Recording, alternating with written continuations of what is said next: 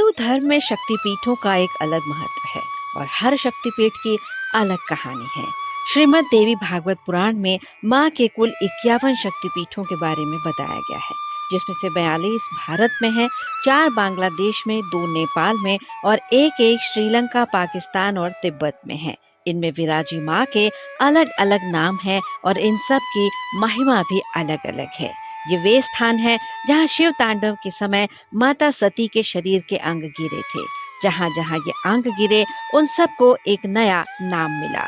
शक्तिपीठ की पौराणिक कथा भगवान शिव और उनकी पत्नी माता सती से जुड़ी हुई है। पौराणिक कथा के मुताबिक माता सती के पिता दक्ष प्रजापति ने कनखल नाम के स्थान पर, जिसे आज हरिद्वार के नाम से जाना जाता है, एक महायज्ञ किया और उस यज्ञ में ब्रह्मा, विष्णु, इंद्र समेत सभी देवी देवताओं को बुलाया गया, लेकिन भगवान शिव को आमंत्रित नहीं किया गया।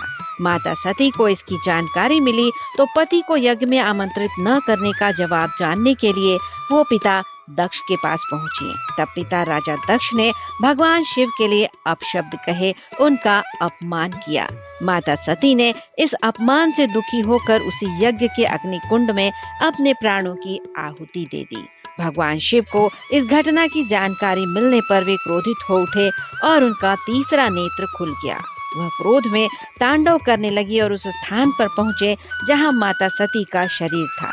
उन्होंने माता सती का शरीर उठाया और कंधे पर रख लिया और तांडव करते हुए वापस कैलाश की ओर लौट गए।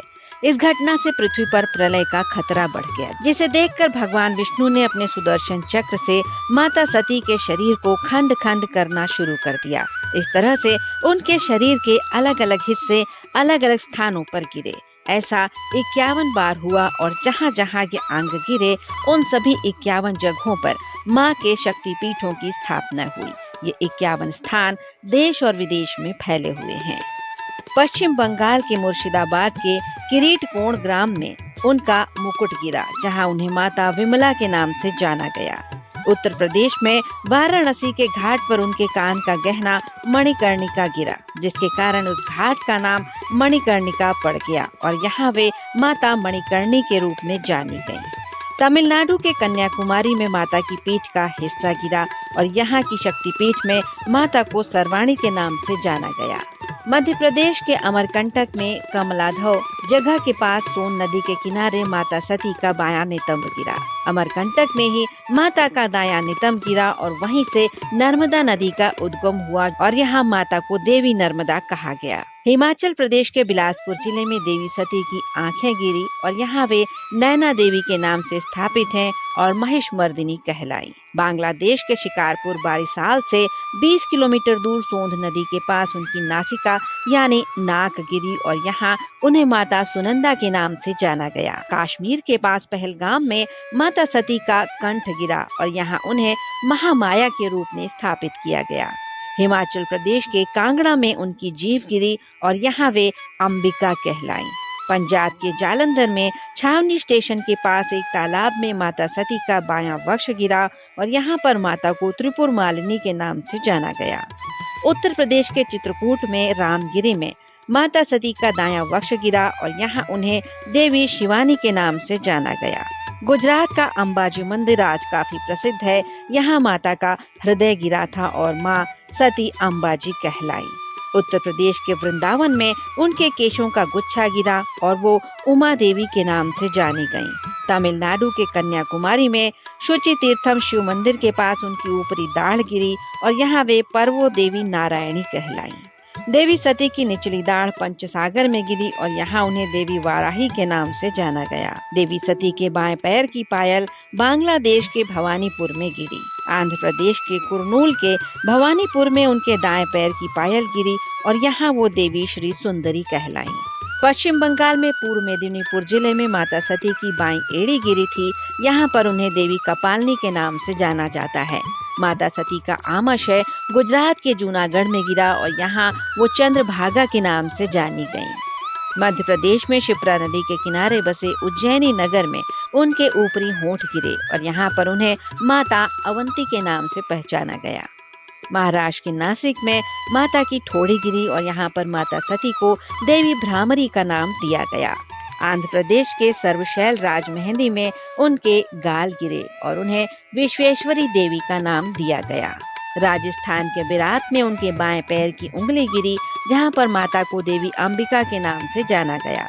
पश्चिम बंगाल के हुगली में माता सती का दायां कंधा गिरा और वो यहाँ देवी कुमारी कहलाईं। देवी सती का बायां कंधा भारत नेपाल सीमा के मिथिलांचल में गिरा और यहाँ उन्हें देवी उमा के नाम से जाना जाता है।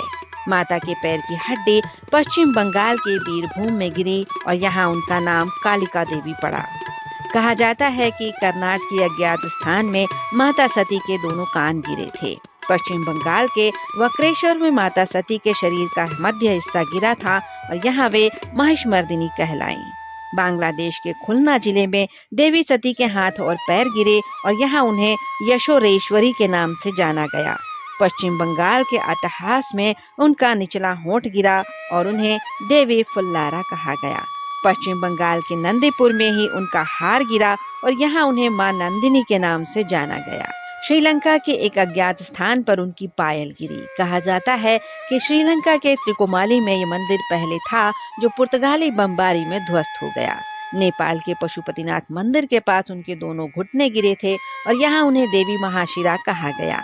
तिब्बत के पास मानसरोवर में देवी सती का दायां हाथ गिरा था और यहाँ उन्हें दाक्षायणी के नाम से जाना गया। ओडिशा के उत्कल में माता सती की नाभि गिरी और यहाँ उन्हें देवी विमला कहा जाने लगा।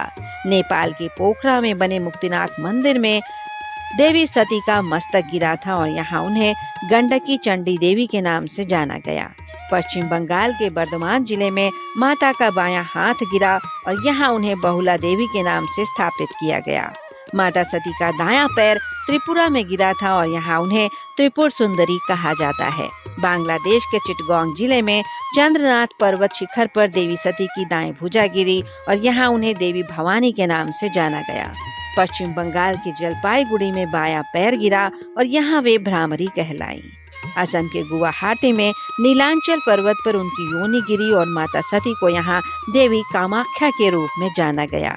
पश्चिम बंगाल के वर्धमान जिले में उनके दाएं पैर का अंगूठा गिरा था और यहाँ उनका नाम देवी जुगाड़िया पड़ा। कोलकाता के कालीघाट में देवी सती के पैर का दूसरा अंगूठा गिरा था और उस जगह को काली पीठ और माता को माँ कालिका के नाम से जाना गया। उत्तर प्रदेश के प्रयागराज में देवी सती के हाथ की उंगली गिरी और उन्हें वहां मां ललिता कहा जाने लगा। बांग्लादेश के सिलहट जिले में माता सती की बाईं जांघ गिरी और यहाँ उन्हें देवी जयंती के नाम से जाना गया। हरियाणा के कुरुक्षेत्र में उनके पैर की एड़ी गिरी और वे माता सावित्री कहलाईं। अजमेर के पुष्कर में उनकी कलाई गिरी थी और यहाँ माता को देवी गायत्री के नाम से जाना गया। बांग्लादेश में ही उनका गला गिरा था और यहाँ माता सती को महालक्ष्मी के नाम से जाना जाता है। पश्चिम बंगाल में कोपई नदी के तट पर उनकी अस्थियां गिरी और उसे देवगर्भ के रूप में स्थापित किया गया। बिहार के पटना में माता सती की दाईं जांघ गिरी थी और उसे पटनेश्वरी शक्तिपीठ के नाम से जाना जाता है।